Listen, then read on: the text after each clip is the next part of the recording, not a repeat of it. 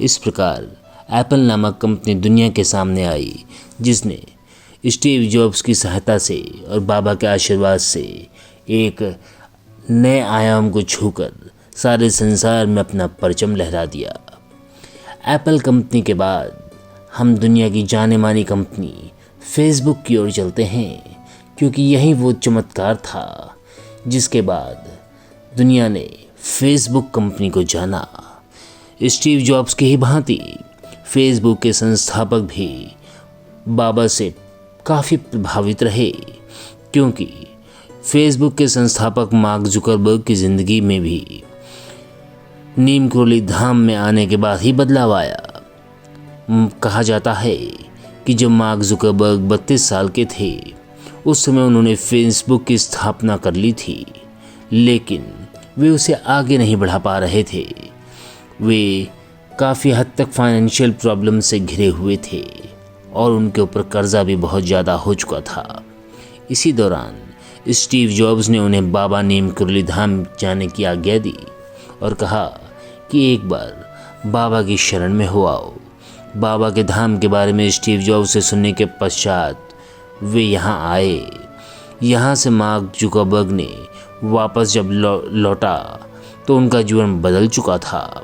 Mark Zuckerberg ने Facebook को नए सिरे से शुरू किया और इसके बाद से फेसबुक दुनिया की सबसे बड़ी सोशल मीडिया कंपनी बन गई।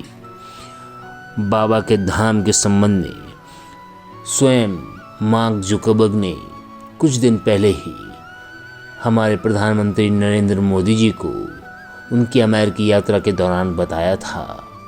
और मार्क जुकरबर्ग खुद मानते हैं कि परम पूज्य श्री नीम करोली बाबा जी के आशीर्वाद से ही उन्होंने फेसबुक कंपनी को बचाया और आज फेसबुक कंपनी दुनिया की सोशल मीडिया कंपनी के रूप में विश्व विख्यात है।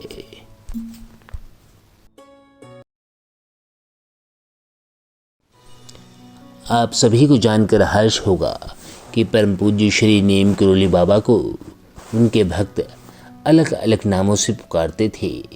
कोई उन्हें बाबा नीम करोली कहता तो कोई उनको नीम करोली कहता, कोई उन्हें महाराज जी के नाम से संबोधित करता था।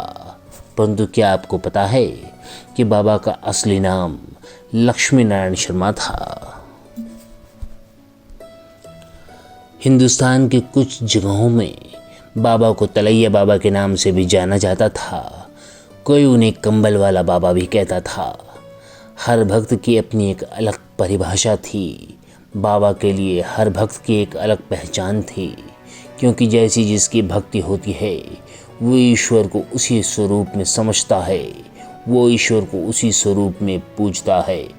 जिसने बाबा को गुरु के रूप में देखा, बाबा ने उसे गुरु के रूप में दर्शन दिए और उसके परिवार के सहित उसके कुलों का कल्याण किया। इसी प्रकार बाबा ने अपने हर एक भक्त पे अपनी कृपा दृष्टि सदैव बनाए रखी। आजीवन अपने भक्तों का बाबा कल्याण करते रहे और अपने भौतिक स्वरूप को त्यागने के पश्चात भी आज भी बाबा अपने भक्तों का और उनके परिवारों का कल्याण और पालन पोषण करते रहते हैं। बाबा ने अपने संपूर्ण जीवन कैंची धाम स्थित आश्रम में बिताया। कभी कभी वे वृंदावन धाम के आश्रम में भी आया करते थे। इसके साथ ही साथ उन्होंने संपूर्ण भारत में अलग अलग जगहों पर छोटे छोटे आश्रमों का निर्माण कर हर आश्रम में हनुमान जी के मंदिर की स्थापना की और अपने भक्तों को राम नाम मंत्र की दीक्षा देते चले गए।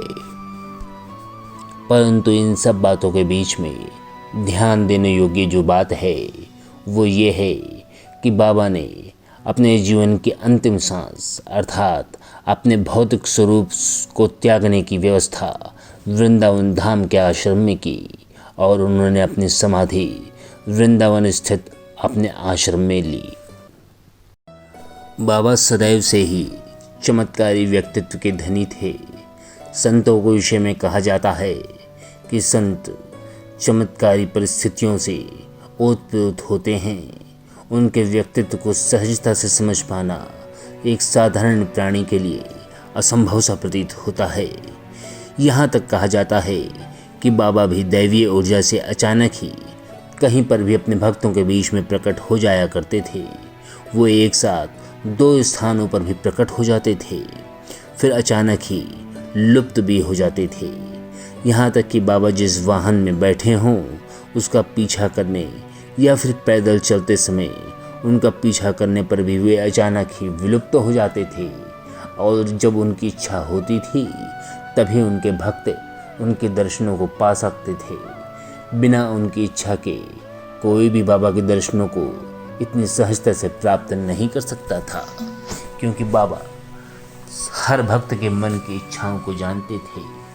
वो हर भक्त के मन में उठ रहे विचारों को, उनके मनों में उठ रहे कलेशों को समझते थे। और बाबा जानते थे जिसके मन में छल कपट न होगा वही ईश्वर भक्ति का अनुरागी होगा। इसलिए बाबा अपने भक्त की परीक्षा लेने के पश्चात ही उन्हें दर्शन दिया करते थे।